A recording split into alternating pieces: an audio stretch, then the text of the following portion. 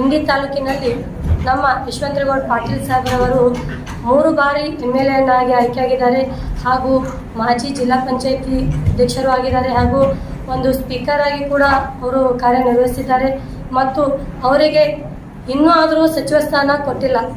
ಯಾಕೆ ಕೊಟ್ಟಿಲ್ಲಪ್ಪ ಅಂತಂದು ನಮ್ಗೆ ಇನ್ನೂ ತನಕ ತಿಳಿತಾ ಇಲ್ಲ. ಅವರು ಸಿದ್ದರಾಮಯ್ಯ ಸಾಹೇಬರು ಇದ್ದಾಗಲೇ ಸಚಿವ ಸ್ಥಾನ ನಮ್ಮ ಶಾಸಕರಿಗೆ ಸಿಗಬೇಕಾಗಿತ್ತು, ಸಿಕ್ಕಿಲ್ಲ. ಅವರು ಕೂಡ ಒಂದು ಮಾತನ್ನು ಕೊಟ್ಟಿದ್ರು, ಮುಂಬರುವ ದಿನಮಾನಗಳಲ್ಲಿ ನಾವು ಕೊಡ್ತೀವಿ ಅಂದಕರಾಗಾದರೂ ನಾವು ಇಂಡಿ ತಾಲೂಕಿನ ಜನತೆಯನ್ನು ಸುಮ್ಮನೆ ಸಮಾಧಾನದಿಂದ ಕೊಡ್ಬೋದು ಅನ್ನೋ ಒಂದು ನಿರೀಕ್ಷೆ ನಾವು ಇದ್ದೆವು. ಆದರೆ ಈಗ DK ಶಿವಕುಮಾರ್ ಸಾಹೇಬ್ರವರು ಪ್ರಮಾಣ ವಚನವನ್ನು ಸ್ವೀಕಾರ ಮಾಡಿದಾಗ ಕೂಡ ಮೊದಲನೇ ಲಿಸ್ಟ್ನಲ್ಲಿ ನಮ್ಮ ಶಾಸಕರ ಒಂದು ಹೆಸರನ್ನು ಅನೌನ್ಸ್ ಆಗುತ್ತೆ ಅಂತ ನಾವು ತುಂಬ ಕಾತುರೆಯಿಂದ ಕಾಯ್ತಾ ಇದ್ದೆವು. ಅವಾಗ ಕೂಡ ಆಗಲಿಲ್ಲ.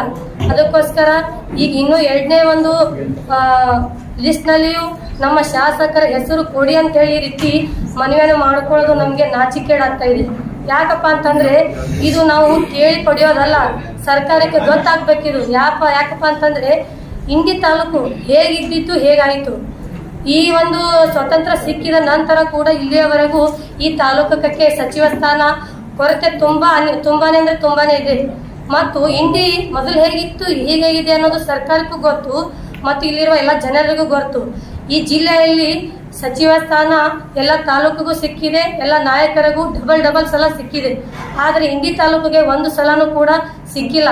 ಯಾಕೆ ಸಿಗ್ತಾ ಇಲ್ಲ ಅನ್ನೋದು ನಮಗೂ ಚಿಂತೆ ಆಗ್ತಾ ಇದೆ. ಯಾಕಪ್ಪ ಅಂತಂದರೆ ಸರ್ಕಾರಕ್ಕೆ ಇದು ಒಂದು ತಿಳುವಳಿಕೆ ಇರಬೇಕು. ಯಾಕಂದರೆ ದೊಡ್ಡವರು ನಮ್ಮ DK ಶಿವಕುಮಾರ್ ಆಗಿರ್ಬೋದು, ಮಾಜಿ ಸಿದ್ದರಾಮಯ್ಯ ಸಾಹೇಬ್ರಾಗಿರ್ಬೋದು, ಹಾಗೆ AICC ಖರ್ಗೆ ಸಾಹೇಬ್ರಾಗಿರ್ಬೋದು, ರಾಹುಲ್ ಗಾಂಧಿ ಅವರಾಗಿರ್ಬೋದು, ಮತ್ತು ಪ್ರಿಯಾಂಕಾ ಮೇಡಮ್ ಅವರಾಗಿರ್ಬೋದು, ಮತ್ತು ಸೋನಿಯಾ ಗಾಂಧಿ ಆಗಿರ್ಬೋದು, ಹೀಗೆ ಮತ್ತು ವೇಣುಗೋಪಾಲ್ ಅವರಾಗಿರ್ಬೋದು, ಸುರ್ಜೇವಾಲಾ ಸರ್ ಆಗಿರ್ಬೋದು, ಎಲ್ಲ ಸಾಕಷ್ಟು ಹಿರಿಯರು ಗೊತ್ತಿದೆ. ಶಾಸಕರು ಎಂಥ ಒಂದು ನಿಷ್ಠೆಯ ಪ್ರಾಮಾಣಿಕತೆ ವ್ಯಕ್ತಿ.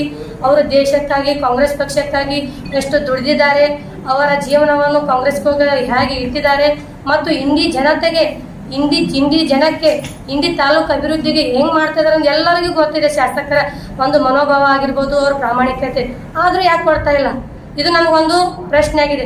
ಈ ಪ್ರಶ್ನೆಗೆ ನೀವು ಉತ್ತರ ನಮಗೆ ಕೊಡಬೇಕಾದಷ್ಟು ಬೇಗ, ಇಲ್ಲ ಅಂದರೆ ಉಗ್ರ ಹೋರಾಟನ ಮಾಡ್ತೀವಿ.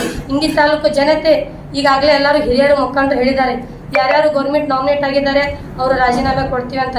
ಆದರೆ ಇಲ್ಲಿ ಒಂದು ಸಣ್ಣ ಕಾರ್ಯಕರ್ತರು ಕೂಡ ಸಾಮೂಹಿಕ ರಾಜೀನಾಮೆ ಕೊಡೋ ಒಂದು ದೊಡ್ಡ ಹಂತಕ್ಕೆ ನೀವು ತರೋದಕ್ಕೆ ಹೋಗಬೇಡಿ ಅಂತ ಹೇಳಬೇಕಾಗುತ್ತೆ. ಮತ್ತು ಇಂಡಿ ತಾಲೂಕಿನಲ್ಲಿ ಮಹಿಳಾ ಘಟಕವನ್ನು ಸೃಷ್ಟಿಯಾಗಿ ಮಹಿಳೆಯರಿಗೆ ಸಮಾನಾಗಿ ಹಕ್ಕು ಕೊಟ್ಟು ಜಾತಿ ಭೇದ ಅಂದೇನೆ ಎಲ್ರಿಗೂ ಒಂದಾಗಿ ನೋಡಿ ಇಲ್ಲಿ ಒಂದು ಸ್ಥಾನದಲ್ಲಿ ಮಹಿಳೆಯರು ನಿಂತು ಮಾತಾಡಲಿಕ್ಕೆ ಕಾರಣೀಭೂತರಾದರೆ ಯಾರಾದರೂ ಇದ್ದರೆ ಅದು ನಮ್ಮ ಯಶವಂತರೇಗೌಡರು ಅಂತೇಳಿ ನಾವು ಹೆಮ್ಮೆಯಿಂದ ಹೇಳ್ಕೋಬೇಕಾಗುತ್ತೆ.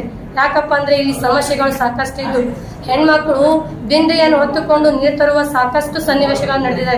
ಅದನ್ನು ಹೋಗಲಾಡಿಸಿ ರೈತರಿಗೆ ಒಳ್ಳೆಯ ಒಂದು ನೀರಾವರಿ ಯೋಜನೆಯನ್ನು ಕೊಟ್ಟು ಎಲ್ಲ ಸಮುದಾಯಕ್ಕೆ ಹಕ್ಕನ್ನು ಕೊಟ್ಟು ಪಾರ್ಟಿಯಲ್ಲಿ ದುಡಿದಂಥ ನಿಷ್ಠೆ ಪ್ರಾಮಾಣಿಕತೆ ವ್ಯಕ್ತಿಗೆ ಕಡೆ ವ್ಯಕ್ತಿಯು ಕೂಡ ನ್ಯಾಯವನ್ನು ಒದಗಿಸಿಕೊಟ್ಟವರು ಯಾರಾದರೂ ಇದ್ದರೆ ಅದು ಯಶವಂತರೇಗೌಡ ಪಾಟೀಲ್ ಸಾಹೇಬರು ಅಂತ ನಾವು ಹೆಮ್ಮೆಯಿಂದ ಹೇಳ್ಕೋಬೇಕಾಗುತ್ತೆ.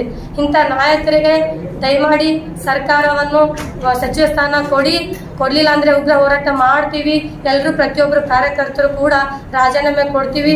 ಅದನ್ನು ನೀವು ಆ ರೀತಿ ಮಾಡ್ಕೋಬೇಡ ಅಂತ ಹೇಳ್ತಾ ಈ ಒಂದು ಮಾತಾಡೋಕ್ಕೆ ಅವಕಾಶ ಮಾಡಿಕೊಟ್ಟಂತ ತಮ್ಮೆಲ್ಲರಿಗೂ ಒಂದಿಷ್ಟು ನನ್ನ 2 ಮಾತನ್ನು ಮುಗಿಸುತ್ತೀನಿ.